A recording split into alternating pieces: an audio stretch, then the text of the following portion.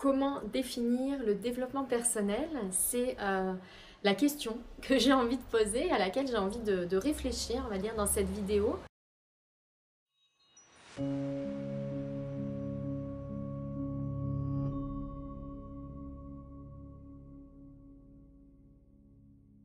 Parce que j'entends beaucoup de critiques autour du développement personnel et à titre personnel, j'ai eu beaucoup de mal à accepter l'idée de m'intéresser au développement personnel parce que pour moi c'était vraiment quelque chose de tabou et associé à une idée des personnes négatives, plutôt mal intentionnées.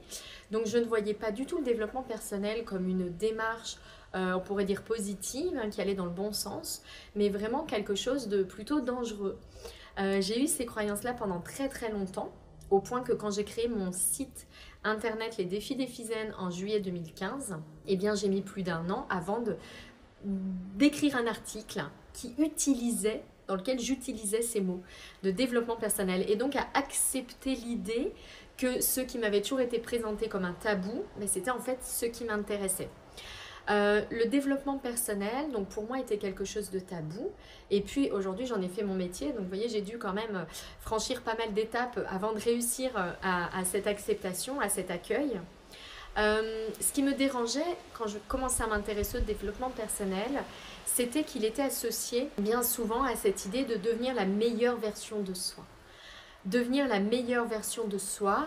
Et dans mon esprit, il y avait cette idée de performance. Toujours plus, toujours mieux, se fixer des objectifs, toujours être dans la course, le futur, etc.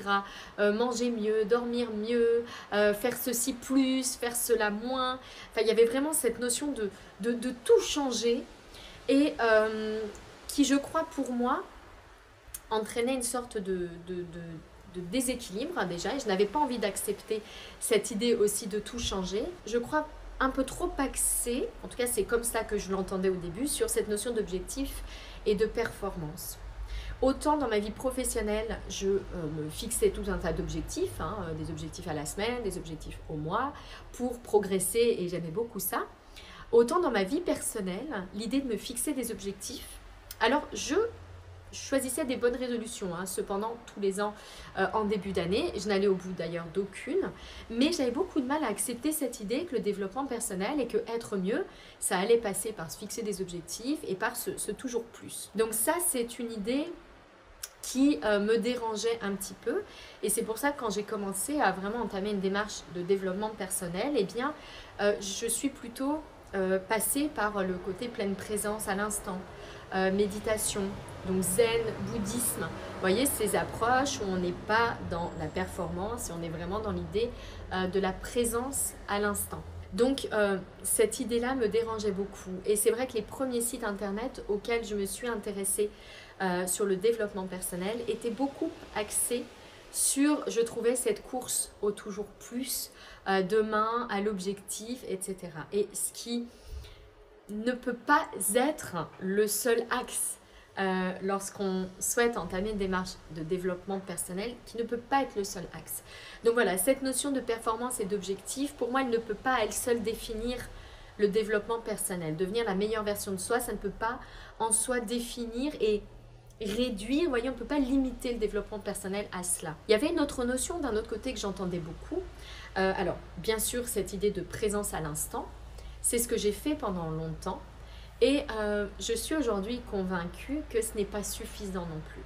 C'est également réducteur, même si la présence à l'instant apporte énormément de joie, de sérénité, de richesse, mais pour moi, ça ne peut pas non plus être le seul axe lorsqu'on est dans cette démarche de développement personnel, de reconnexion à soi, pas être non plus le seul axe, la seule approche.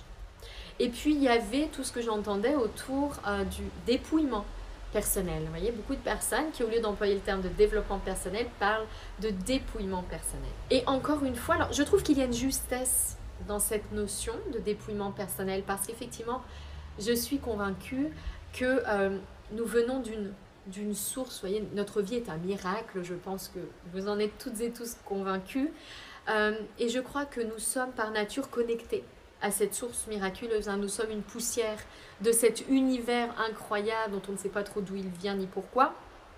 Nous sommes connectés à cette lumière et à cet amour. Amour parce que pour donner la vie, il faut faire l'amour, et que je suis convaincue que l'amour, c'est notre nature et ça doit être notre guide dans la vie. Et que manquer d'amour, quelque part, est la source de tous nos problèmes. Pour moi, dans le dépouillement personnel, il y a une justesse, parce qu'effectivement, l'idée de se reconnecter peut-être à cette source qui est l'amour, et donc à devoir faire le tri entre cette source-là, pour se reconnecter à cette source-là, et enlever peut-être des choses qu'on a ajoutées. Mais d'un autre côté, je trouve que ce n'est pas non plus une définition suffisante, parce que se reconnecter à soi et se développer, se reconnecter à sa vie, ce n'est pas simplement enlever des choses. Pour moi, il y a vraiment aussi la notion d'accueil et d'acceptation de ce qui est, d'apprentissage, de leçons, d'évolution autour de ce qui est.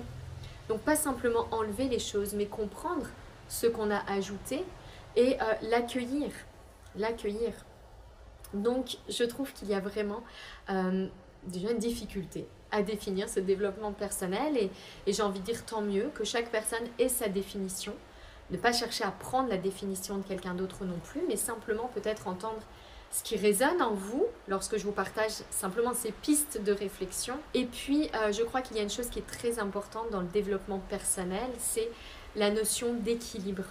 Je consacrerai une prochaine vidéo à cette notion d'équilibre, mais je crois que toutes les critiques qui sont faites au développement personnel viennent du fait qu'on a oublié cette notion d'équilibre. D'équilibre entre les approches, d'équilibre entre les axes, d'équilibre entre l'objectif, l'acceptation, le passé, le présent, le futur, soi, les autres.